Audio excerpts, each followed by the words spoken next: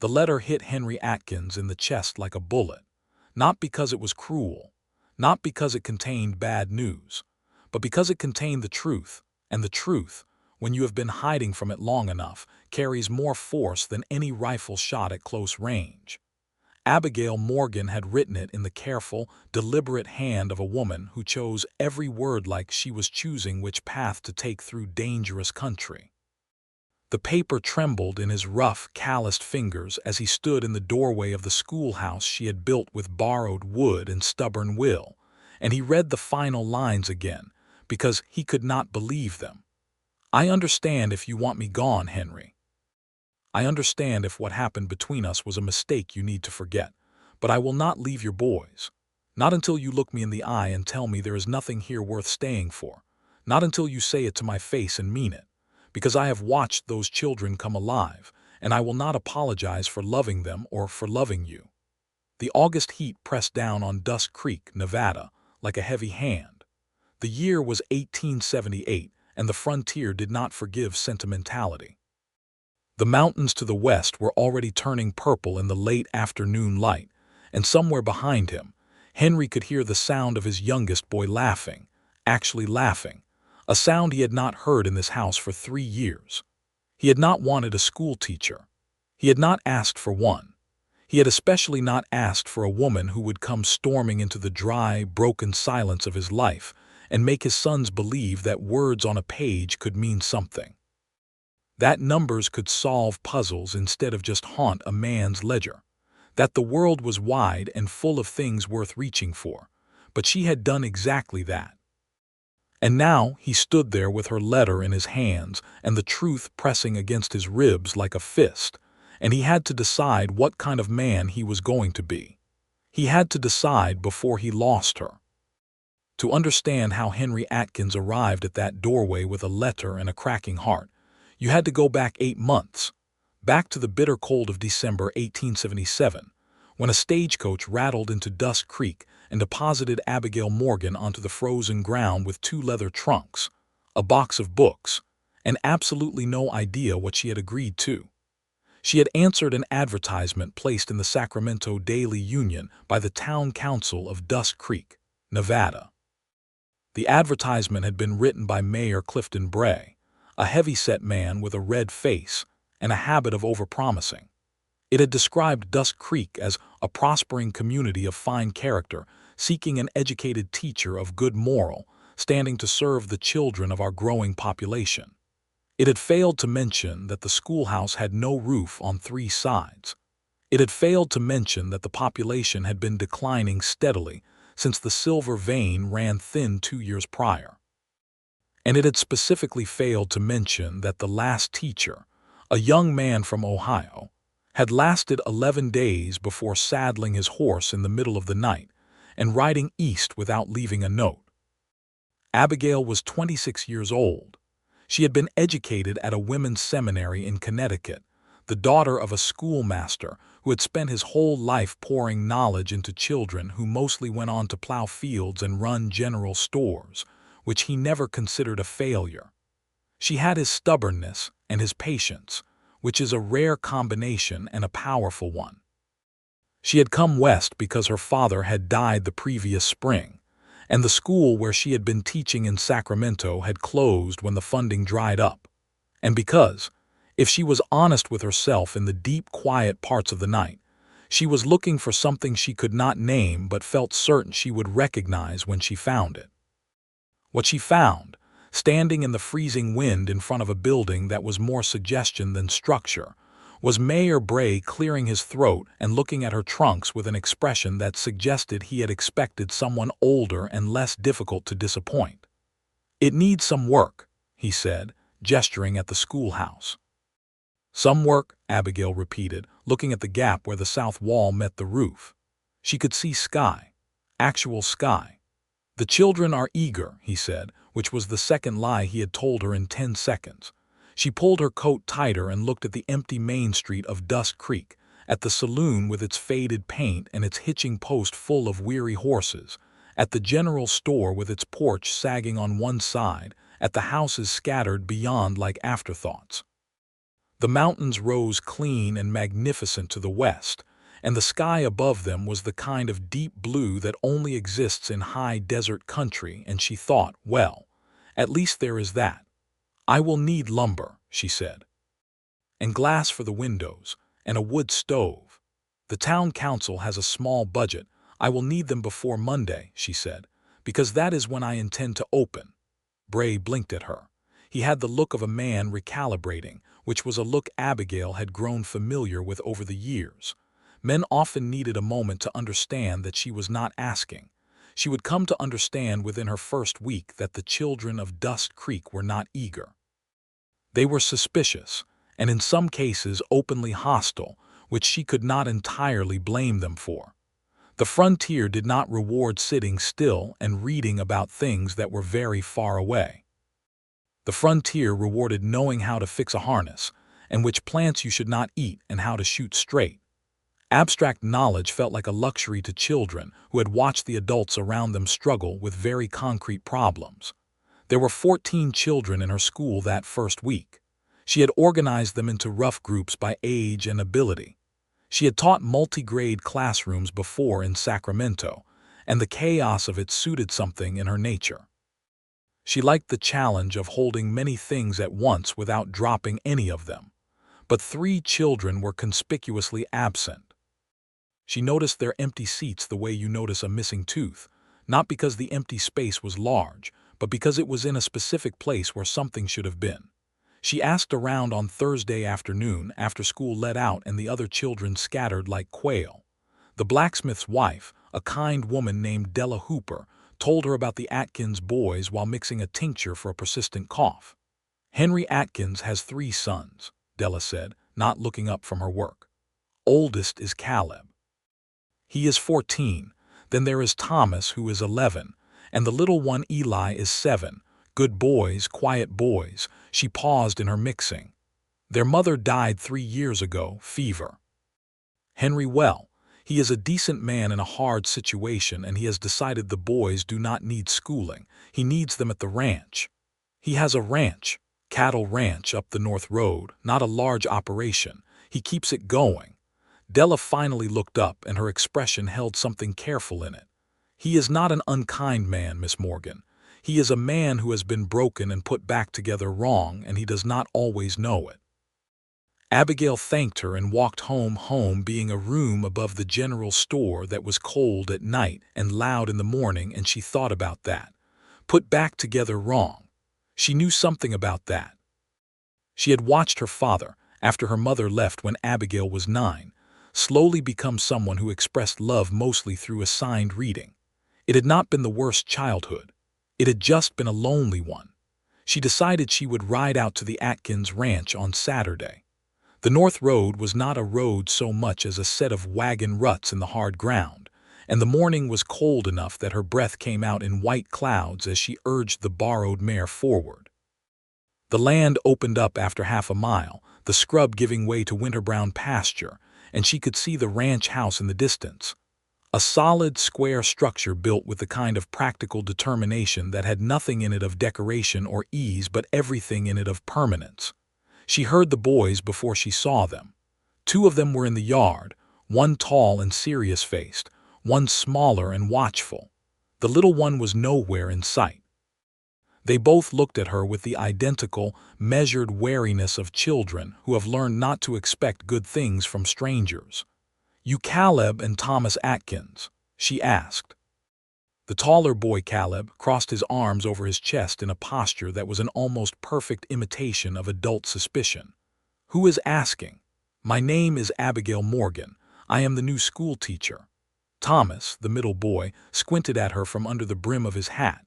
He had freckles and a gap in his front teeth, and the look of a child who was always thinking about something that no one else had noticed yet. "Pa says we do not go to school." "I know what your pa says," Abigail told them pleasantly. "I am here to talk to your pa." Henry Atkins emerged from the barn at that moment, carrying a saddle over one arm and wearing an expression that suggested Saturday mornings were not a time he welcomed visitors. He was a tall man, broad through the shoulders and lean everywhere else, with dark hair going silver at the temples and a jaw that could have been cut from the same rock the mountains were made of. He was 34 years old, she would learn later, but he carried himself like someone who had lived significantly longer, like every one of his years had been weighted differently than most people's. He looked at her the way you look at weather that is coming your direction, and you are still deciding whether it is the kind you can work through or the kind that will stop you entirely. "Miss Morgan," he said. He had clearly already heard about her.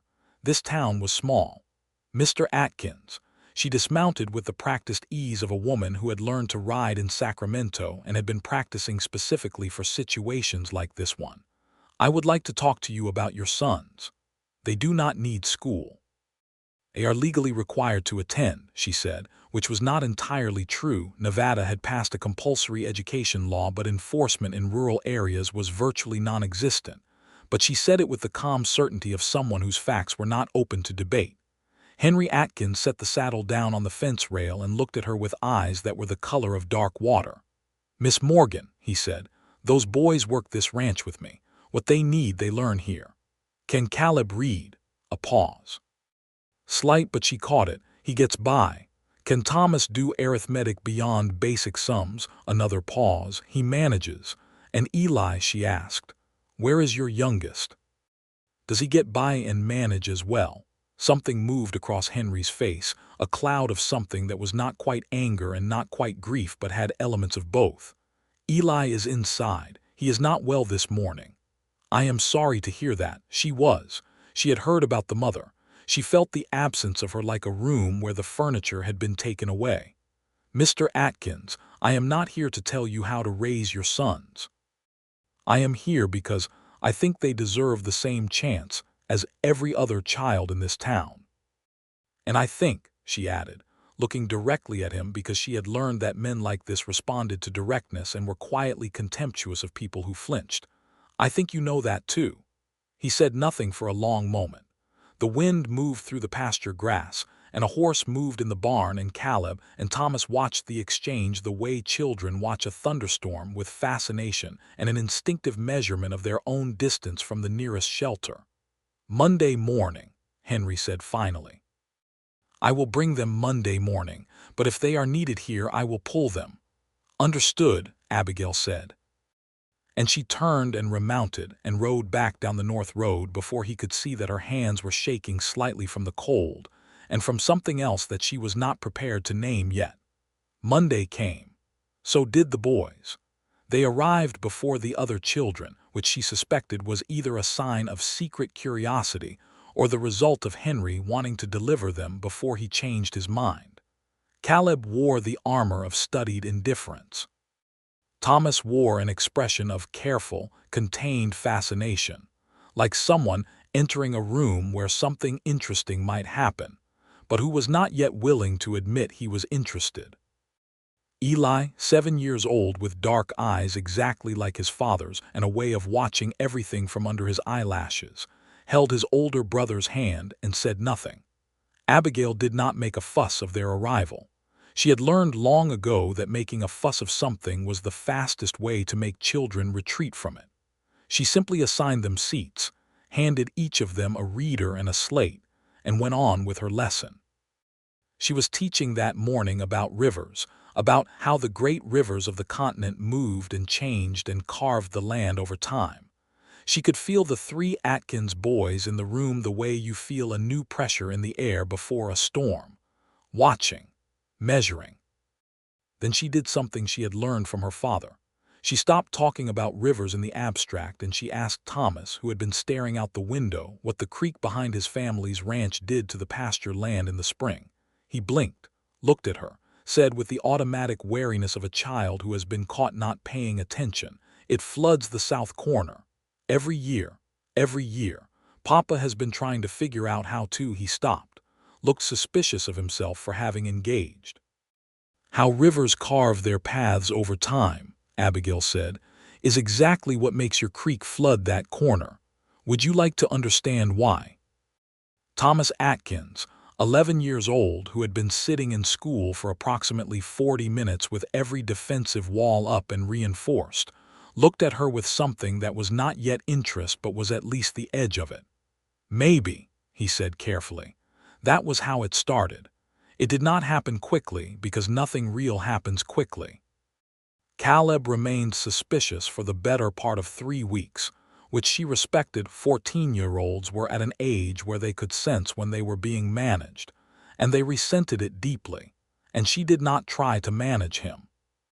Instead, she gave him a survey of Nevada land law and property rights and asked him to tell her, based on the reading, whether his father's grazing rights extended to the Eastern Ridge. He read it in 2 days and came back with 3 follow-up questions and the carefully contained expression of someone trying not to show that they had found something useful. Eli was the quietest surprise. He could not read yet, not a single word, but he had the most extraordinary mathematical intuition she had encountered in any student of any age. She discovered this by accident on the 3rd Tuesday when she was working through a multiplication problem on the blackboard and paused to let the class try it, and Eli, who had been drawing something on his slate, said softly, 432. She stopped, looked at him.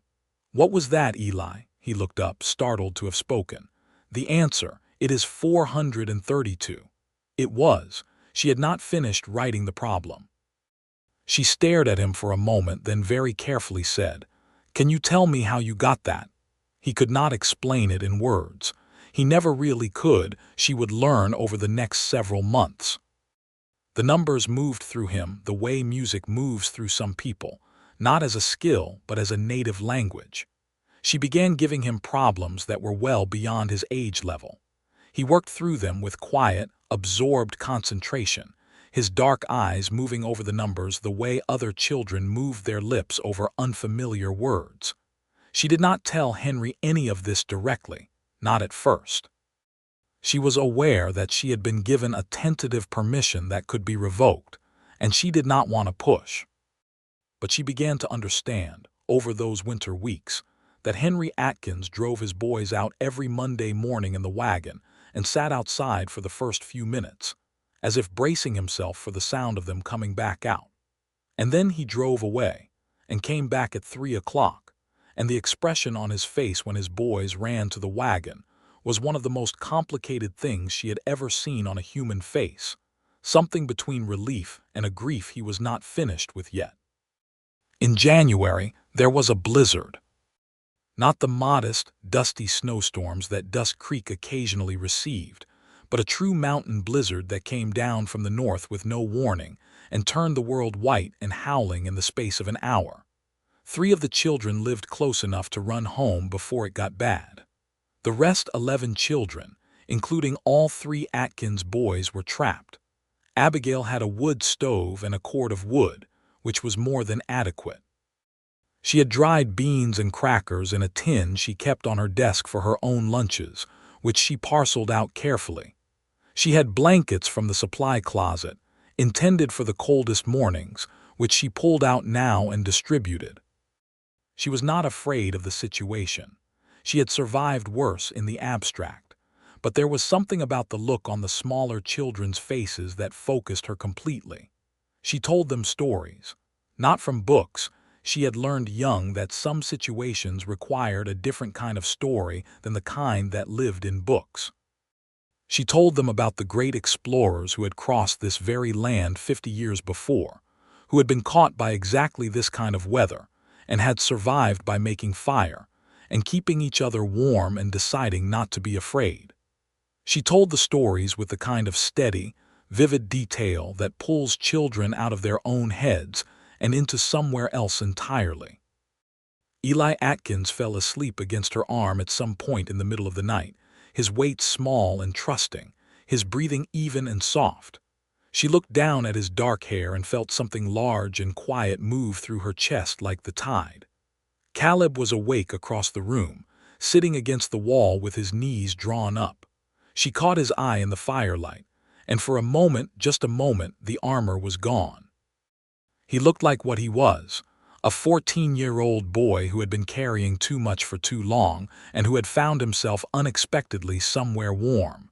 He looked away quickly, but she had seen it. Henry Atkins arrived at dawn with two other men from town, driving through the snow on a broad sled, his face grim with the particular terror of a parent who has spent a night not knowing. He came through the door and took in the scene: 11 children wrapped in blankets, the stove burning steady, Abigail standing at the board with chalk in her hand, because she had started a morning lesson to keep everyone calm and occupied, and his expression did something complicated and swift that he immediately controlled. He crossed the room and crouched in front of his sons, checking them with his hands, face, shoulders, hands the way you check for damage after something dangerous. They submitted to this with the patience of children who understood that this was what love looked like in a man who did not have easy words for it. Then he stood up and he looked at Abigail. "They are well," she said. "I can see that." His voice was not quite steady. "Thank you." "They were brave," she told him. "All 3 of them." She paused. "Eli told the younger children a story around midnight to help them settle back down. You should know that." Henry looked at his youngest son, who was at that moment demolishing a cracker with focused enthusiasm. Something moved across his father's face. "I did not know he had stories in him," he said. "He has quite a lot of things in him," Abigail said carefully, "that you might not know about yet." He looked at her then. Really looked at her, not the polite, measuring look of their first meeting, but something more direct and less defended. The light in the room was gray and cold and honest, and she held his gaze because she had learned that looking away first cost you something you would have to spend energy to reclaim. "I will need to thank you properly," he said. "When it is, there is a great deal to do today." "Of course," she said. He herded his boys toward the door, and she watched him go, and she was perfectly aware that she was standing in the middle of a feeling she had told herself she was not going to have about anyone in Dusk Creek, Nevada, for the foreseeable future. February was cold and dry, and the kind of quiet that makes you hear your own thoughts whether you want to or not. Henry began doing something she noticed but did not remark on. He started arriving at the school some mornings not quite at drop-off time and not quite at pickup time, but in between. He always had a reason. A loose board he had noticed on the south wall, a question about whether she needed more wood, a message from the town council about the school schedule. The reasons were real, and she appreciated that about him. He was not a man who invented transparent excuses. He found genuine reasons to be there and then used them. She always invited him to observe if he had a few minutes. He always said he did not have long. And then he stayed for 20 or 40 minutes, standing just inside the door with his hat in his hands, watching his sons with an expression that mixed pride and bewilderment in approximately equal parts. She watched him watching them. She was not proud of this exactly, but she could not stop doing it. One afternoon in late February, he arrived to find the classroom in a state that would have alarmed any other rancher who had agreed reluctantly to send his boys to school. Thomas had built a model of a river system out of clay and a slanted board, and he was pouring water over it to demonstrate erosion, which had resulted in a significant quantity of mud on both the floor and Thomas himself. Eli had covered 3 separate slates with numbers and was explaining something to 2 of the other younger children with a calm, methodical precision that was entirely unlike the mute watchfulness of his first weeks. Caleb was at the front of the room, his arms crossed, nominally maintaining order, but his copy of a Nevada Territory survey map was open on the desk beside him, and his eyes kept dropping to it. Henry stood in the doorway for a long moment before anyone noticed him. Thomas noticed first. "Pa, come look. I figured out why the south corner floods." Henry looked at the mud. He looked at the slanted board. He looked at his son's face, which was flushed with the specific excitement of a person who has just understood something real, and he walked over and crouched down, and Thomas explained it. The slope of the terrain, the way water seeks the lowest path, the way the bend in the creek acted as a collecting point. And Henry listened to his 11-year-old son explain hydrology with a vocabulary that had not existed in that boy's head 2 months ago. and Abigail watched Henry's jaw tighten in the way that it did when he was holding something in. Afterward, when the children had gone home and the school was quiet, Henry stayed. He helped her clean up the mud without being asked, carrying the clay and the board outside while she mopped the floor, and when they were done they stood in the cooling afternoon light and she waited. "Thomas," he said. "He never talked about the ranch much. I thought he was not interested." "He is deeply interested," Abigail said. "He just needed to understand the principles behind what he was already doing. The flood, the terrain, those are not abstract problems to him. They are problems about his home." Once I framed the learning that way, he could not get enough. Henry was quiet for a moment. "And Eli?" "Eli," she said, and she could not keep entirely the warmth out of her voice, "is one of the most gifted children I have ever taught. His mind, the way he processes numbers, it is extraordinary. He should be challenged far beyond what I can offer him here." He was facing her now. The light was going golden and low, and the mountains behind him were the kind of magnificent that you could become immune to through proximity, which she had not yet managed and which she was increasingly grateful for. "You should have known them before," he said. "It was not a criticism, it was something else." "You mean before their mother died?" He nodded once, tight and controlled. "I think they were different children then," she said gently. "I think grief changes the way you are willing to learn. It makes you cautious about opening yourself up to anything, because opening up means you can be hurt, and they have already been hurt." He was looking at her with dark water eyes, and the silence was the kind that has weight. "I have not been," he started again. "I should have," he stopped again. He was not a man who found words easily, and she had enough patience for that. "You were keeping them alive," she said quietly. "That is not a small thing." He looked away, out at the mountains, and she saw the muscle in his jaw work. When he looked back, something had shifted in his expression, not softer exactly, but more honest, less defended, like a door that had been closed for a long time, which was not yet open but was no longer locked. "My wife, Clara," he said. "She used to read to them every night. I should have kept doing that after I should have kept that going, but I could not." He paused. "I could not touch the books." Abigail said nothing. There was nothing to say that would not diminish what he was trusting her with. "I suppose I thought," he continued slowly, "that if they did not need the things she gave them, they would not miss her as much. Which is," he made a brief, humorless sound, "which is the stupidest thing I have ever thought." "It is not stupid," she said. "It is grief." He looked at her. "You understand that." "My father died last spring," she said. "I could not read for 2 months after, and reading is what I do. It is who I am." She paused. "I understand not being able to touch the things that remind you." They stood in the long, quiet evening light, and between them was the particular feeling of two people who have let each other see something real and are not sorry they did it. "I will try," he said. It was clearly not something he said often.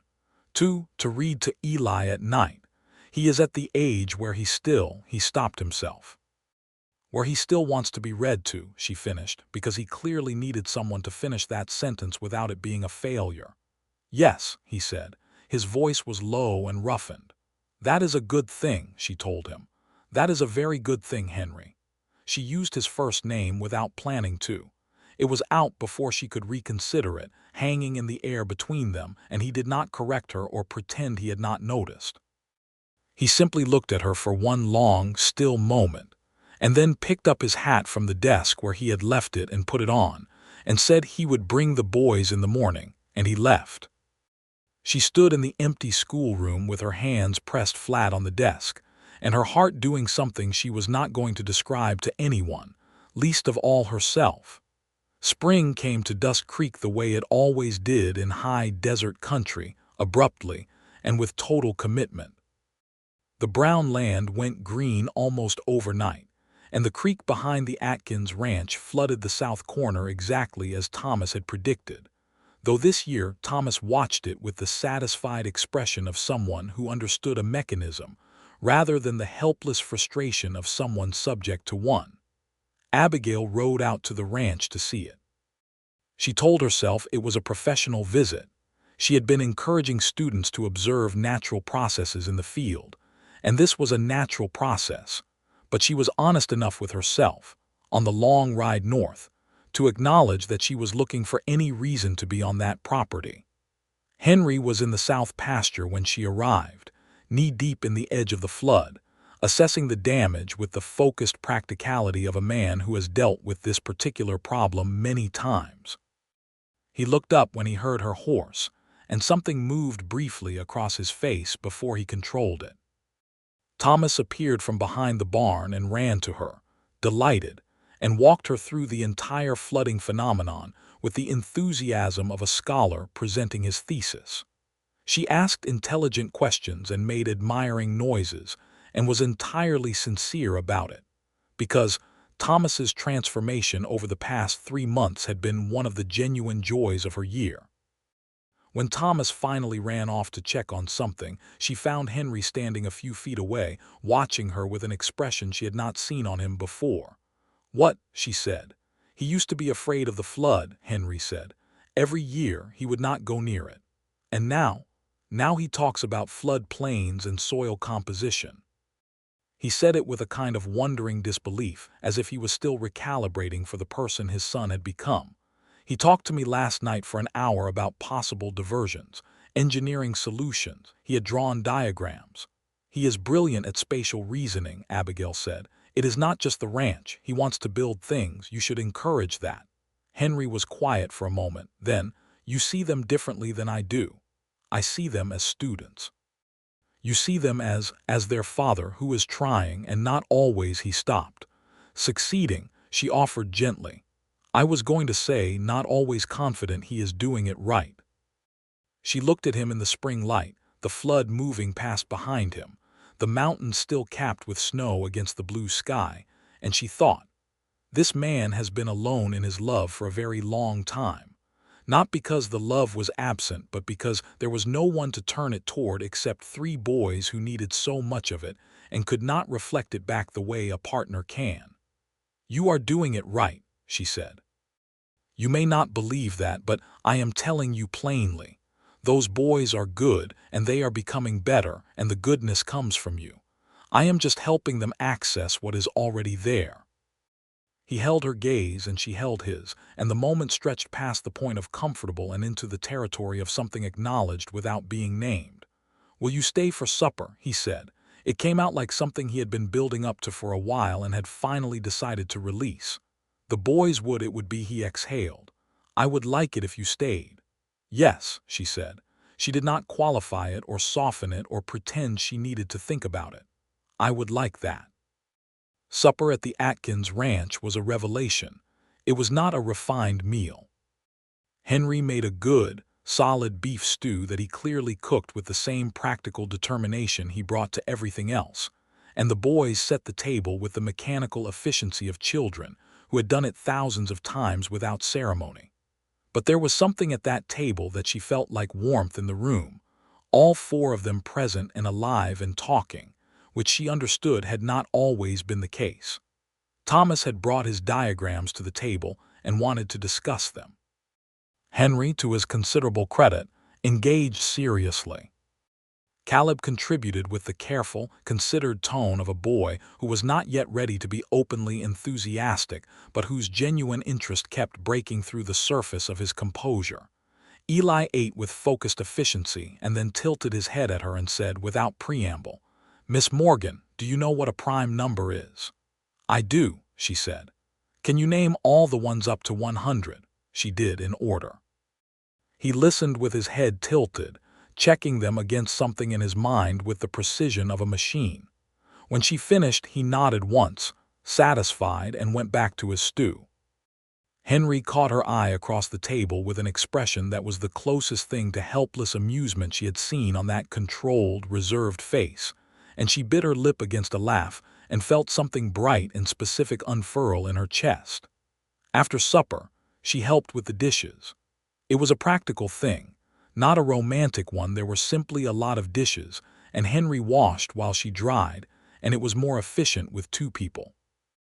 The boys had gone outside with the last of the evening light, and she could hear them in the yard. Eli's high voice and Thomas's laugh and Caleb's lower, still changing voice directing some game.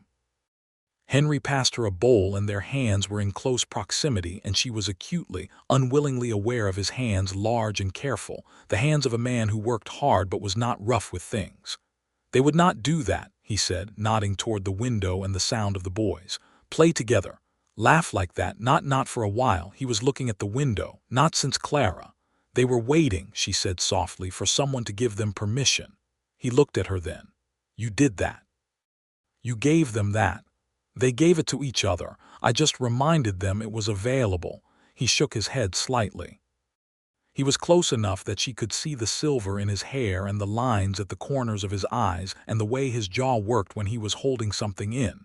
He was close enough that the kitchen, which was a large, utilitarian space, felt very small. "Abigail," he said, and her own name in his voice was a different thing than she had expected. Lower. Careful. "I should tell you."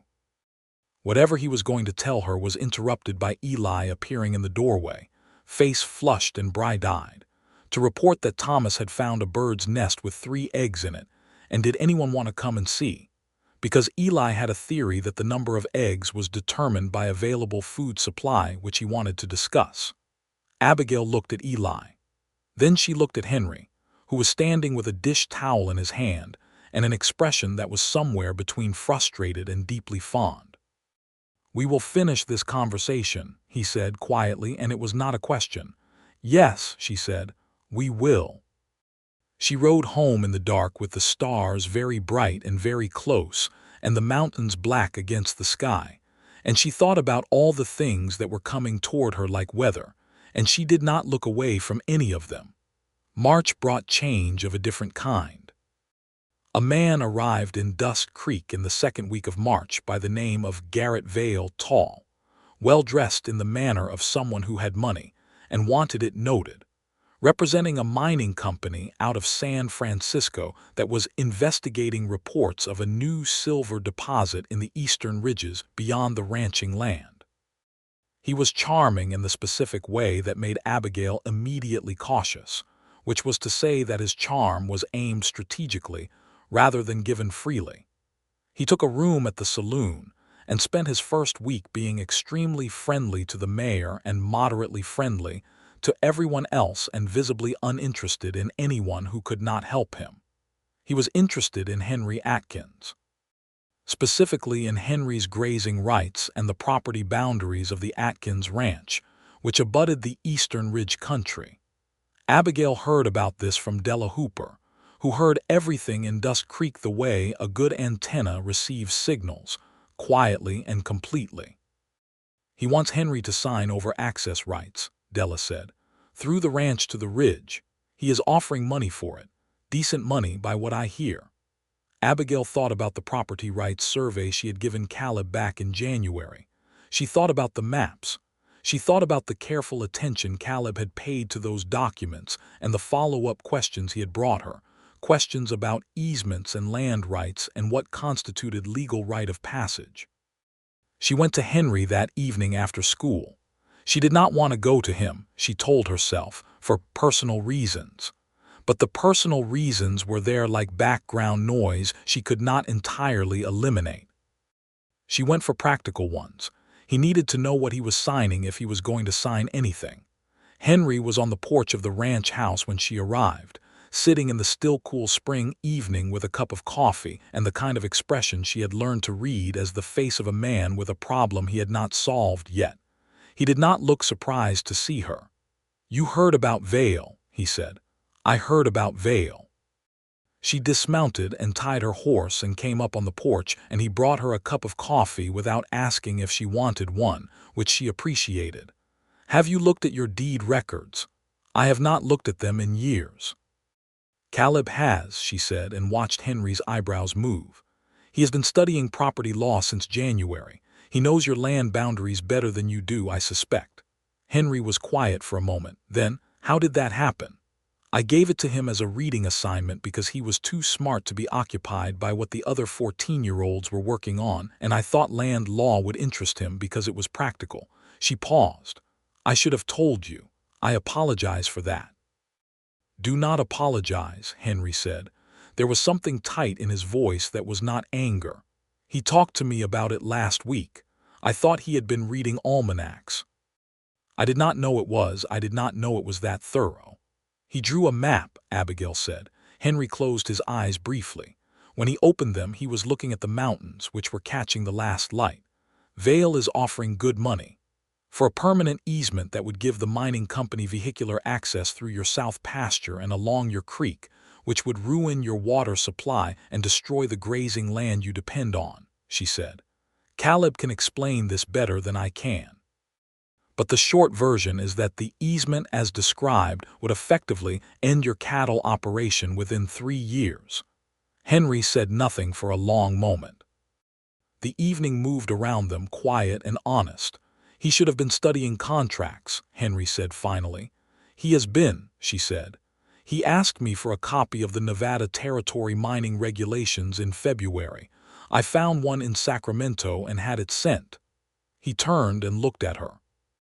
The evening was deep blue now, and the coffee was warm in her hands, and he was looking at her with the kind of attention that made her aware of every particular thing about herself.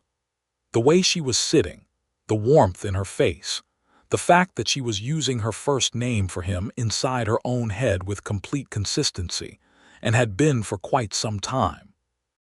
"You have been preparing my sons for problems I did not know we had yet," he said. "I have been preparing your sons for a world that is more complicated than it looks from Dust Creek," she said. "The problems are a bonus." He made a sound that was very close to a laugh. Not quite, but close. She stored it carefully. "I need to talk to Vale," he said, "and I need Caleb with me." "Yes," she agreed. "And I need you to explain to me what exactly my son has learned about easement law." "You could ask him yourself," she said. "He would like that better than you think." That silence again, the one that said things neither of them was saying out loud. "You know my sons," he said very quietly. "Better than I know them sometimes. Which should make me feel, which should make you feel like you have been too alone with them for too long," she said, just as quietly. "And that is not a failure. That is just a man who was doing everything himself because there was no one else." He was looking at her with those dark water eyes, and the evening was entirely dark now, and the stars were coming out, and she was sitting on Henry Atkins's porch drinking his coffee, and she was perfectly aware that she had completely lost the argument she had been having with herself since January. "Abigail," he said. "Henry," she replied, equally careful. "I do not know how to do this," he said. It cost him something saying that. She could see it. "I did it once before, and then Clara was gone, and I do not," he stopped. "I am not certain I am capable of." "I am not asking you to be certain," she said. "I am just asking you to be honest." He looked at her for a long, still moment. Then he reached out slowly and took her hand where it rested on the arm of the chair, and held it with the careful, deliberate weight of a man doing something he has thought about for a long time and is doing very intentionally. His hand was warm and rough, and there was nothing tentative about the grip. She turned her hand over and held his back.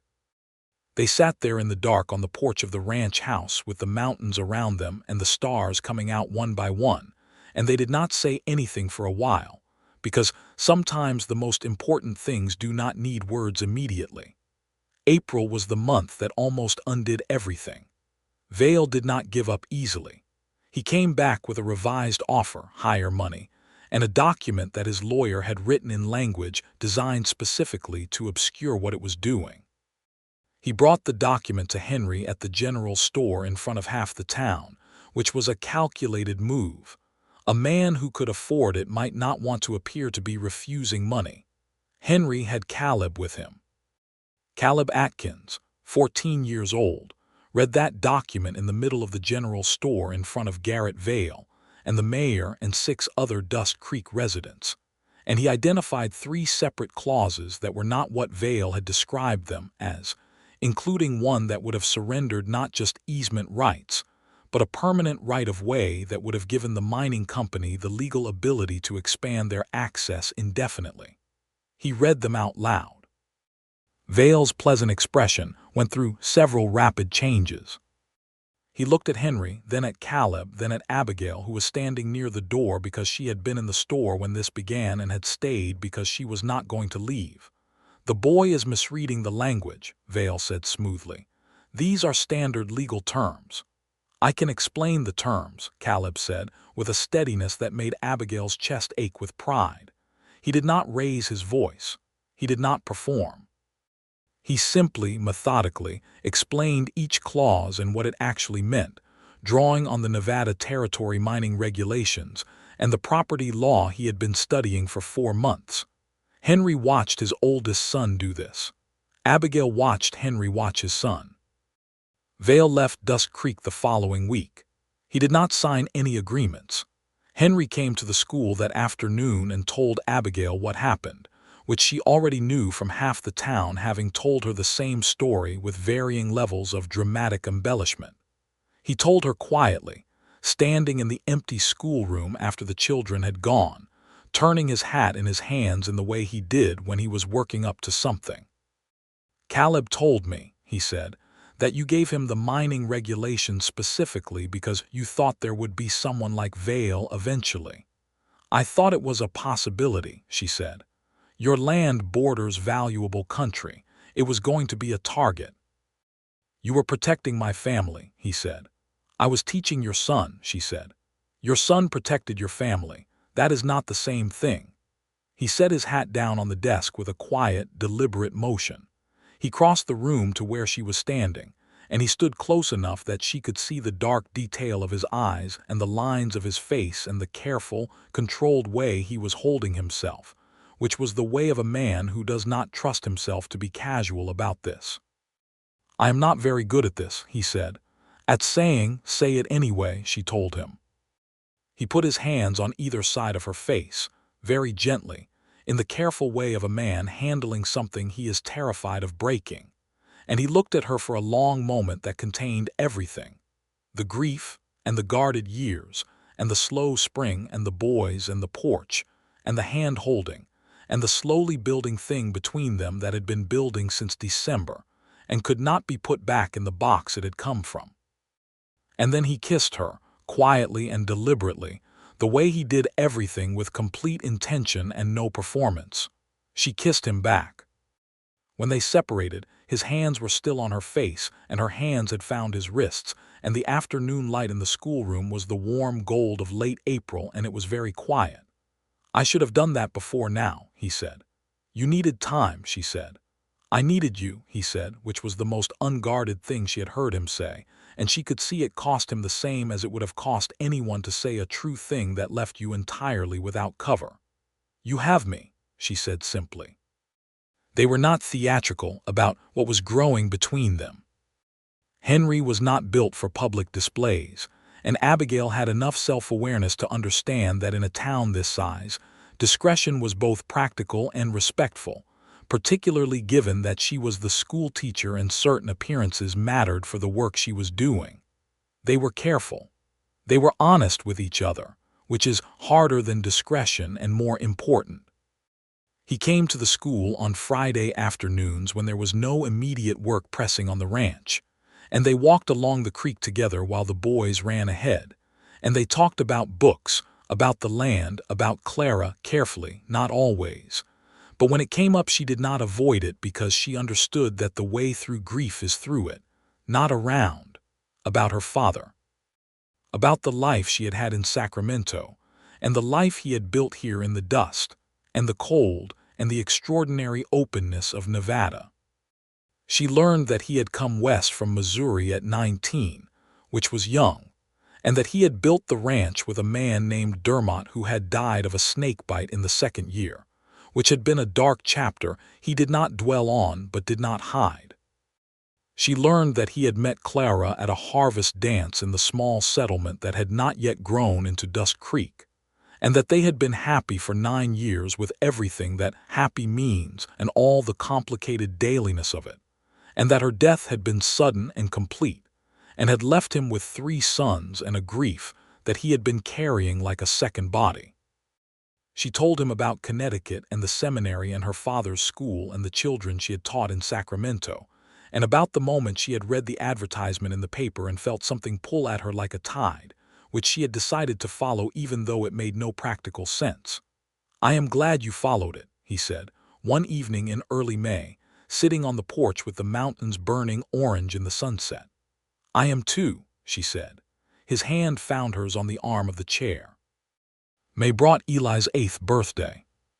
Henry had clearly been planning it for some time, which Abigail discovered when Eli arrived at school that morning wearing a new shirt and containing an excitement he was trying with limited success to suppress.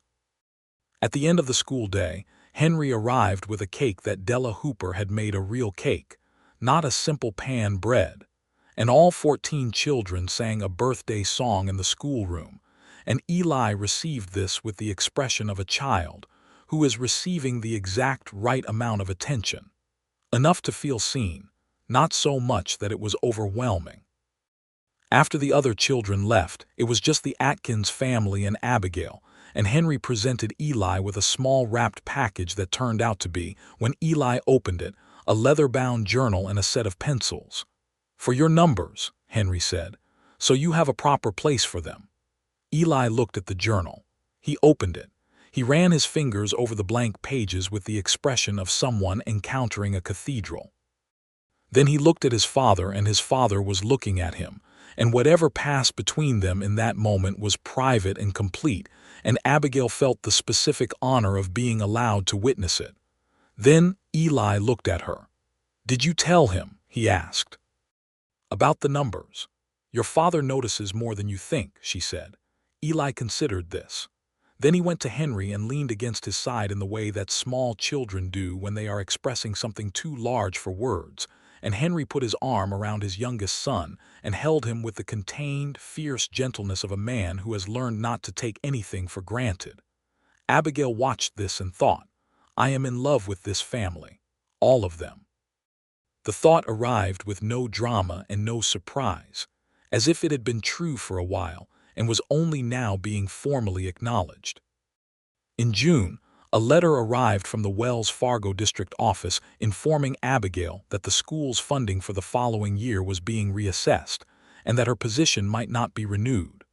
The letter was written in the careful language of bureaucracy, which is designed to say things without saying them, but what it was saying was, "We are spending our money on larger towns, and Dusk Creek may not be large enough." She read it twice and then set it down on her desk and sat very still for a few minutes. She did not tell Henry immediately. She told herself it was because the situation was not resolved yet. She would write back. She would appeal to the town council. She would find another funding source. But if she was honest, it was also because she was afraid of what would happen to the thing between them if her presence here was uncertain. She was afraid of being someone who was leaving. She wrote to 3 separate sources of educational funding over the course of a week. She presented her case to Mayor Bray with thorough documentation. She wrote a letter to the Nevada State Superintendent of Education explaining the situation in Dusk Creek and the progress she had made. She did not tell Henry. She should have told Henry. He found out from Mayor Bray, who mentioned it in the general store conversation the way small-town officials sometimes do, with no awareness that the information was being received like a blow. He came to the schoolhouse that same afternoon. The children had gone. She was erasing the board and she heard his boots on the step and turned and saw his face, and she knew immediately. "You knew," he said, not as an accusation but with a careful, controlled quietness that was almost worse. "For how long?" 2 weeks, she said. "Why did you not tell me?" She set down the eraser.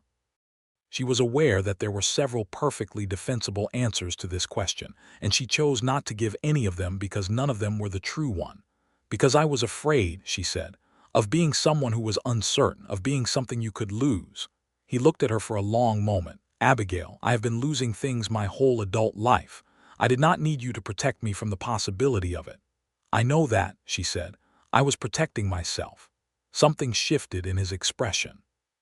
The controlled quietness became something more human. Hurt, yes, but underneath it something more complicated. He crossed the room and he stood close to her, and his voice was low. "Do not do that again. Whatever is happening with you, whatever is uncertain, tell me. We do not keep secrets, you and I cannot." He stopped. "I cannot do this if we are keeping things from each other." "You are right," she said. "I am sorry." He exhaled slowly. The hurt was still there, but it was moving, not fixed. "Have you heard back from the funding sources?" "Not yet." "The town council," he said. "They need to understand what they would be losing. Not just the school, what happens to 14 children who had nothing like this before you came?" "Bray is pragmatic," she said. "He responds to numbers and outcomes." "Then I will give him numbers and outcomes," Henry said. He said it with the flat, determined certainty of a man who has decided to fix something. "And I will talk to every rancher and business owner in a 50-mile radius who has children, because there are more of them than Bray has been counting." She looked at him. He was standing in the warm afternoon light with his jaw set and his eyes focused, and she felt something so large and specific move through her that it threatened to overflow every container she had ever built for herself. "Henry," she said. "I'm not letting them take you away from here," he said. "From the school." He paused, his jaw worked. "From us." "Then say what you mean," she told him gently. He held her gaze. And then he said it plainly, without decoration, in the voice of a man who does not say things he does not mean. "I love you.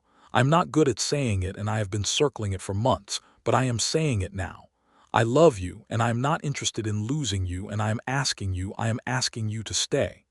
She crossed the remaining distance between them and put her hands on his chest and looked up at him. "I love you," she said, "and I was already staying. I just needed to know it was not only me who wanted that."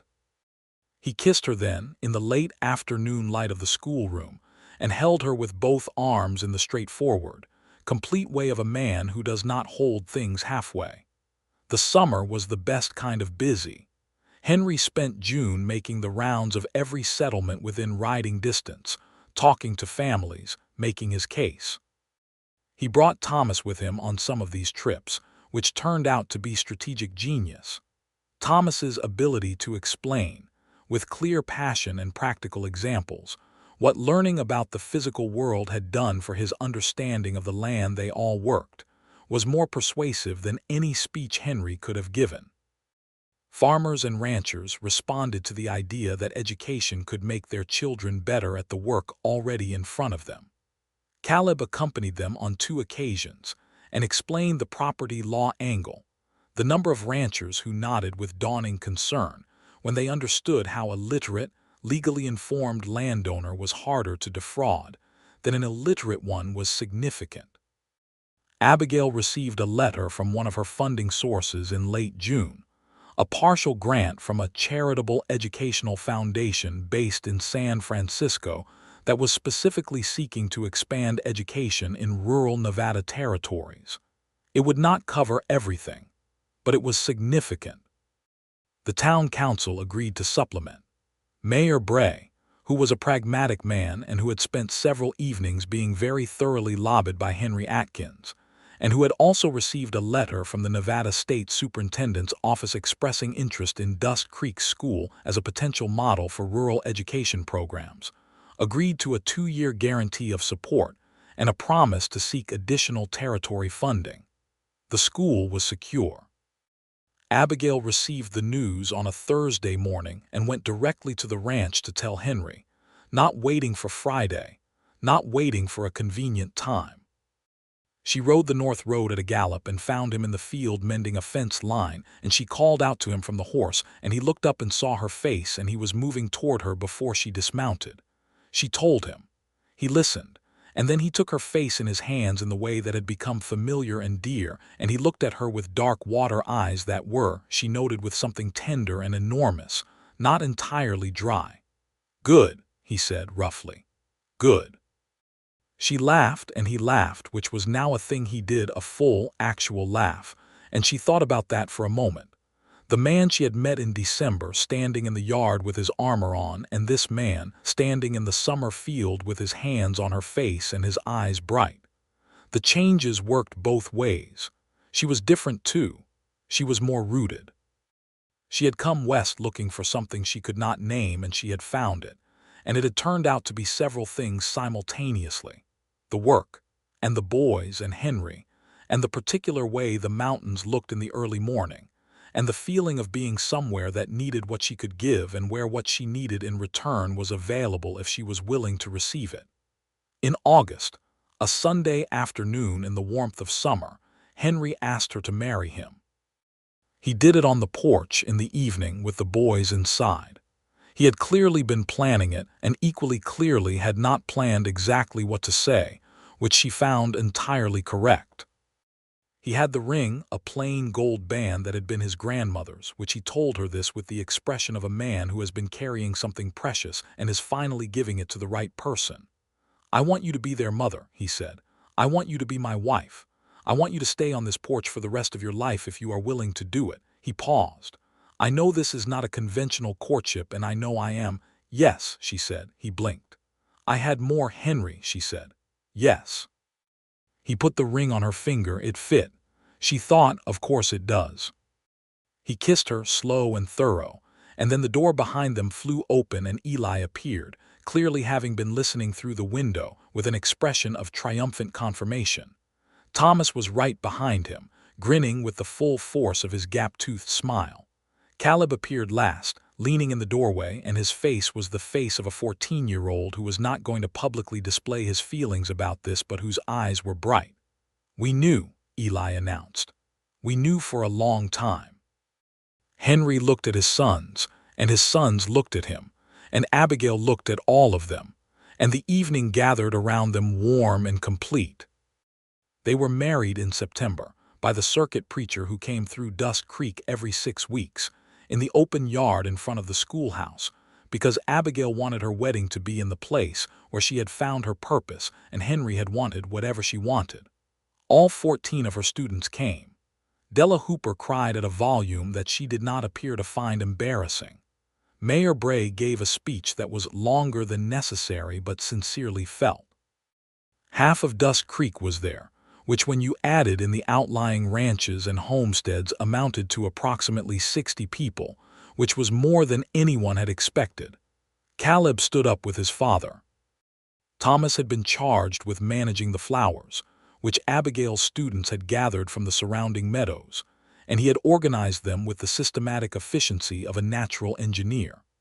Eli stood very straight and serious and presented the ring at exactly the right moment, having apparently practiced this multiple times, and then looked up at her afterward with eyes that were their father's eyes and said, very quietly, just for her, "I am glad you came here, Miss Morgan."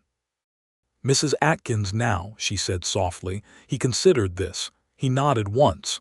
"I am glad you came here, Mrs. Atkins." She was not going to cry, and she cried anyway. She blamed the mountains. The first winter of their marriage was the kind of good and difficult and real that first years always are when they are done honestly. They were learning the particular geography of each other, not just the large things, which they had been learning for months, but the small things, the dailiness, the way Henry moved through a house in the early morning, and the way Abigail was slow to speak before her first cup of coffee. The way he could be silent for long stretches that were not angry but required adjustment. The way she organized her work across every horizontal surface in a way that initially alarmed him and which he eventually came to find reassuring. She moved into the ranch house. She did not move out of the school. She was both the same person, which was not a tension that required resolving because she had decided it was not one. Eli brought her his journal at breakfast nearly every day, not to show off, but because he wanted to think out loud, and she became fluent in his mathematical language, the way you become fluent in a language you love through immersion and the specific desire to understand. She wrote letters to a professor at the University of California who had studied mathematical prodigies, describing Eli's abilities with careful precision, and received a letter back that confirmed what she had known. The boy was exceptional. There were programs, there were scholars who would want to know him. Not yet, he was 8 years old, but eventually. She told Henry on a Sunday evening. Henry read the letter slowly. He was quiet for a moment. "Eventually," he said, Years from now, she said, but it is something to know about, to plan for, so that when the time comes it is not a shock, it is an opportunity. He looked at her across the evening quiet of the house. You are already planning for it. I am a teacher, she said. I plan. He set the letter down. He was quiet for a moment longer, the silence of a man processing something significant. He will be far away. Yes, she said honestly. But he will be extraordinary and he will come back. Henry exhaled. All right, he said. All right. He reached out and took her hand across the table. You tell me what he needs and we will find a way to give it to him. She held his hand and thought, this is what it looks like. This is what love looks like when it is practical and full and daily and real. Thomas, by the age of 13, had drawn architectural plans for a diversion channel for the South Pasture flood that were detailed enough to show to a professional surveyor. Henry took him to Carson City in the spring to consult with the territorial engineer's office, and Thomas sat in that office and talked about his designs with a self-possession that Henry later described to Abigail as terrifying and magnificent in equal measure. The diversion was built that summer, with Thomas present for every day of construction, asking questions and taking notes, and directing the process in ways that the hired men accepted, partly out of genuine respect, and partly because his designs were simply correct. The south corner of the Atkins ranch never flooded again. Caleb, 17 by then, had written to a law office in Carson City after discovering, through Abigail's curriculum and his own relentless reading, that he wanted to study law. The partner who wrote back had read his inquiry letter, which Abigail had helped him draft, not by writing it, but by asking the questions that helped him clarify what he actually wanted to say, and had offered him a reading position in the office upon his 18th birthday. Henry and Caleb had a long conversation about this that Abigail was not present for, which was correct. But Henry told her about it afterward, sitting on the porch in the cool autumn evening, and his voice was the voice of a man who has experienced something that moved him. He said, Henry told her, that he wants to go, that he has been thinking about it for a long time, and then he said he paused. He was looking at the mountains. He said that he knew I needed him here and that he would stay if I needed him to, but that he was hoping I would tell him to go. And what did you say? She asked. I told him, Henry said slowly, that the whole point of giving a boy everything you can is so that he can go further than you did. And that watching him go would be the best thing that ever happened to me. He paused, which is what Clara would have wanted me to say, which I know because you helped me figure out how to still hear her. Abigail squeezed his hand. She had no words adequate to that, and she did not try to find any. In the spring of 1880, Abigail became pregnant.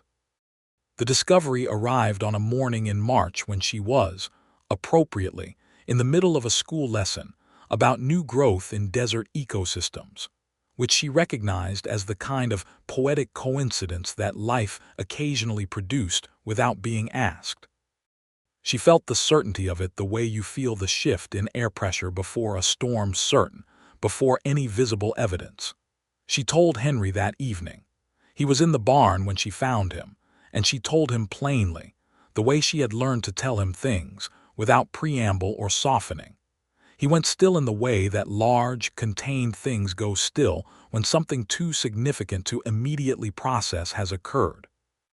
Then he looked at her, and his expression was so completely unguarded, so fully open in the way she had worked toward for more than 2 years, that she felt something overflow in her chest.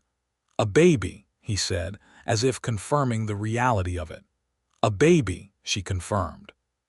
He crossed the barn in 2 strides and pulled her carefully against him, careful in the way of a man who is newly aware of fragility, and held her with both arms, his face in her hair, and she felt the long, slow exhale of him against her, and she thought, this is the closed circle. Not closed in the way of a thing ending, but closed in the way of a thing complete. She told the boys at dinner. Eli calculated, with serene confidence, that the baby would arrive in approximately 8 months, and wanted to know whether she had been tracking her nutrition intake, with the understanding that this would affect both birth weight and early cognitive development, which at 9 years old he had apparently read about in a medical almanac she had included in the school library. Thomas immediately began thinking about spatial modifications to the house that would be necessary. Caleb, 17 and already somewhat formal in the manner of a young man who was practicing being a lawyer, stood up from the table and said, with careful dignity, "Congratulations to both of you," and then sat back down and returned to his stew with an expression that was entirely made of suppressed emotion. Henry looked at his 3 sons over the dinner table and then looked at his wife, and his expression held everything that had been built here, all of it. Every hard morning and slow thaw and late evening and lesson and story and stubborn decision to remain open. And his eyes, dark and warm and entirely present, said what his voice did not need to say. The summer of 1880 was the last summer before everything changed shape again, before Caleb left for Carson City and Thomas turned 13 and Eli turned 10, and the baby arrived. And it was the summer that Abigail would return to in memory most often in the years that followed, not because it was the best summer, exactly, but because it was the summer of all of them together, complete and present and alive in the particular way of people who have found their way to each other and know it. She taught summer sessions to the children of Dusk Creek, and Henry rode out sometimes in the late morning and left his horse tied at the fence and sat in the back of the classroom without explaining himself. And she let him be there. And sometimes she caught him watching her teach with an expression that was not describable in any simple vocabulary, an expression that was made of pride and wonder and love, and the specific gratitude of a man who has been lost and been found and knows exactly how it happened. In October 1880, a boy was born. They named him James for her father. James arrived in the ranch house on a cold October morning with Della Hooper serving as midwife, and he was loud and direct about his opinions from the first moment, which Abigail felt was perfectly appropriate. Henry, who had been outside in the yard because Della had removed him on the grounds of being unhelpful in a crisis, came in when Della called him and stood over the small bundle in his wife's arms with an expression of complete undefended wonder. "He looks angry," Henry said. "He is expressing himself," Abigail said. "It is what Morgans do." Henry sat on the edge of the bed and looked at his son, his 4th son, she noted with a private kind of delight, and then at his wife, and his hand found her face in the familiar, specific way. "I did not know," he said, "when you came here. I did not know any of this was possible." "I know," she said. "That is why I stayed." Eli appeared in the doorway with Thomas just behind him. Eli looked at the baby with the considering expression of a mathematician encountering a new variable. "He is approximately 3.5 kilograms, Eli said. "How do you know that?" Thomas asked. "I estimated by visual comparison to the data in the midwifery text," Eli said. "I have been researching." Della Hooper made a sound from the corner of the room that was either exasperation or affection, and was probably both. Henry looked at his 2 youngest sons in the doorway and his oldest, who had appeared behind them, taller now, nearly a man, one hand on Thomas's shoulder.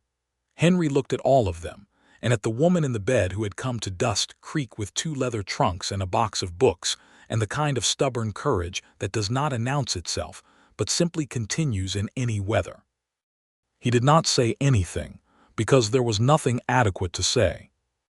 But his expression said it all, the full account of it, the long journey from closed and broken to open and whole, the particular miracle of a man who had been put back together correctly the second time. Caleb left for Carson City in March 1881. Henry drove him to the stage himself, and stood at the hitching post in the gray morning with his hat in his hand, and they shook hands in the formal way of men who love each other and come from a tradition of not weeping about it. And Caleb said something that Henry told Abigail about that evening, standing in the kitchen while she nursed James, and the other boys argued about something in the next room. He said, Henry told her, his voice carefully steady, that she made it feel like something worth having. When you came, the learning, the school. He said he had not wanted any of it before. None of them had, but you made it feel like it was his, like it belonged to him and not to someone else's idea of what he should be. Abigail was quiet for a moment. James made a small, satisfied sound. "He is going to be a good lawyer," she said. "He is going to be an extraordinary one," Henry agreed. She looked at Henry across the warm kitchen, this man who had been closed as a fist and was now open as a door, who had been afraid of losing things and had found a way to give things instead, who had been made of grief and silence, and had become made of something she could not describe without using the word love, which she would not apologize for using as often as it applied. "Come here," she said. He came. He sat beside her and put his arm around her and looked at his youngest son with the tired, complete expression of a man who has everything he needs and knows it. Thomas's diversion channel held through the spring of 1881 and the spring of 1882 and every spring thereafter. He was accepted at the age of 16 to study engineering at the University of Nevada in Reno, which had opened recently, and he went with a set of notebooks full of his own designs and the absolute confidence of a young man who has spent years doing things that work. The night before he left, he came and stood in the kitchen doorway while Abigail was writing letters at the table, and he said, "Miss Morgan." She looked up. He had outgrown the gap-toothed grin. He was tall and freckled and serious and wonderful. "I mean, Mrs. Atkins, I wanted to say thank you for the river lesson. At the beginning," he paused. "I have been thinking about it the whole time, really. Everything came from that." "It came from you," she said. "I just showed you the door." He looked at her for a moment. Then he nodded once in the decisive way of a young man who has confirmed something. "Good night," he said. "Good night, Thomas," she said. She listened to his boots on the stairs and thought about the flood and the clay and the slanted board and a day in January a lifetime ago when she had asked an 11-year-old what happened to his south pasture in the spring. Eli left for San Francisco in 1887, at the age of 16, to study under a mathematician at the newly founded University of California, who had specifically requested him, after a year of correspondence that Abigail had helped facilitate. He was 16 and solemn and already operating in a mathematical register that was entirely beyond her, and he hugged her at the stage with the particular strength of a young man who loves someone and is going away from them. "You told Papa about the numbers," he said, against her shoulder. "Someone needed to," she said. He pulled back and looked at her. He looked exactly like Henry had looked when she first rode up to this ranch, dark and guarded and measuring. But behind it was the full, lit expression of someone who had been seen. "Thank you," he said, "for everything you saw." He shook his father's hand. He kissed James on the top of the head. He got on the stage. Henry watched until the stage was out of sight and then stood in the road with the same expression he had worn the day Caleb left, controlled and vast and specific. "You knew who they were," he said, "not for the first time. Before any of us did. You knew who they were," she said. "You just needed someone to hold the mirror." He put his arm around her, and James, who was 6 and had inherited his father's silences and his mother's stubbornness in approximately equal measure, tucked himself against Henry's side and watched the road where the stage had gone. "Where is Eli going?" James asked. "To learn more than I can teach him," Abigail said. "Will he come back?" "Yes," Henry said. "With complete certainty. He will come back." He was right. They all came back. Caleb returned from Carson City as a fully practicing attorney at 22 and eventually settled in Reno, where he built a legal practice that became, in time, one of the most respected in the territory. He came home for every Christmas without exception. Thomas came back in the summers, bronzed and full of new ideas, and in his late 20s took over the engineering of the new irrigation project that transformed the agricultural capacity of the whole Dust Creek Valley. Eli came back between semesters with his notebooks and his quiet, focused presence, and his habit of doing arithmetic in his head during dinner, and occasionally announcing results to no one in particular. James grew up knowing all of his brothers, which is a gift. He grew up on the ranch with the schoolhouse across the field and his mother teaching and his father working the land, and the particular deep security of a child, in a house where love was daily and unambiguous. He was, as Abigail told Henry one evening with great satisfaction, entirely his own person, stubborn, curious, social in ways neither of his parents fully understood, interested in everything and focused by nothing until the day he was 12, and she put a copy of Thoreau's Walden in his hands, and he read it in a single day, and came to her with blazing eyes, and said he wanted to be a writer. "Of course you do," she said, delighted. Can that be a real thing to be?" "Absolutely," she told him.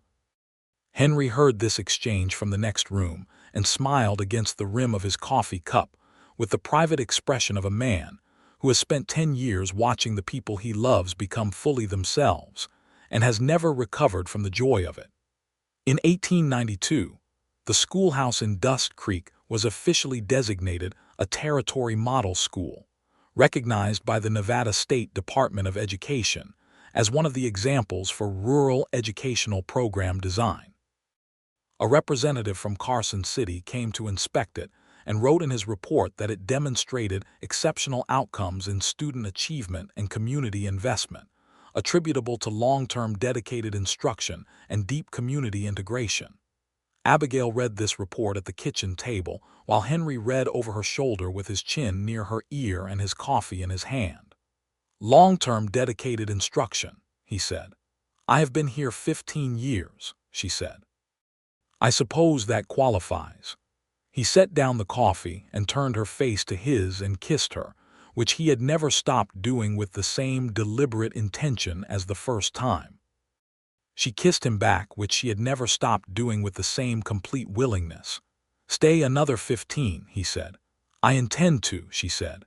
The ranch was older and more settled than when she had first ridden up the North Road on that cold December morning, but it was also more itself. The kind of place that over years becomes exactly what it is, with nothing extraneous and nothing missing. There were books in every room. There was always something on the stove. The barn had been rebuilt and expanded, and there was a room that had once been a storage space and was now Abigail's writing room, where she had been drafting what would eventually become a published guide to rural educational curriculum design, dedicated to the students of Dust Creek. The mountains still burned in the evening. The creek still ran along the back boundary of the property, through Thomas's diversion channel, and it no longer flooded the south corner. The sky was still the deep blue of high desert country, the particular blue that existed here and nowhere else, and she had never managed to become immune to it, which she now understood was not a failure of acclimatization but a specific, cultivated form of gratitude. Henry Atkins, 48 years old, silver-haired and dark-eyed and entirely, unmistakably himself, stood on the porch of their ranch house on a May evening in 1895 and watched his wife ride back up the North Road from Dust Creek, and he thought, as he often did in these quiet, specific moments, about the letter she had written him 17 years before, the one with the words that had hit him in the chest like something aimed. The words that had demanded he look at her and tell her there was nothing here worth staying for. He had never said those words. He had never come close to saying them. Because from the moment she had ridden up the North Road the first time with her coat pulled tight against the December cold, and her chin set against everything that was not what it had been advertised as, it had been clear to some part of him, the part that still worked correctly even when the rest was broken, that she was exactly the thing that this place and these people and this man had been waiting for. She dismounted and tied the horse and came up the path and saw him on the porch and lifted her hand in greeting, and he lifted his, and between them was 17 years and 4 boys and a school and a ranch and 2 graves they tended carefully and thousands of evenings on that porch, and everything that had been built from the stubborn, patient, deliberate practice of love. She came up onto the porch and stood beside him, and he put his arm around her shoulders, and they looked at the mountains together in the long summer evening, the mountains that were always the same and always different, and she leaned her head against his shoulder in the way that meant she was exactly where she intended to be. "Good day," he asked. "Wonderful day," she said. "Daniel Hooper read his first full sentence today. He has been working on it for a month." He looked at that sentence when he finished it as if he had just discovered gold. Henry smiled. The full smile, the one that had taken months to find. He had. She looked up at him. He looked down at her. The evening gathered around them, warm and good in theirs. "Come inside," she said. "I made something." He followed her inside, into the warm, lit interior of the house they had built together, where James was at the table writing furiously in a notebook and would need to be reminded at some point to eat, and where a letter from Caleb had arrived that morning that she had not yet read, and where the stove was going and the books were on every shelf, and the whole accumulated, beloved, specific life of them was present and ongoing and real. He closed the door behind them both. Outside, the mountains turned from orange to purple to black against the darkening sky, and the creek ran through its proper channel, and the school sat quiet at the edge of town with its complete walls and its glass windows and its shelves full of books that children had touched into soft-edged, well-loved use. And the stars came out one by one over Dust Creek, Nevada, exactly as they always had and always would over all of them. Over everything that had been made here from nothing but stubbornness and patience and the willingness to let one person in. And it was enough.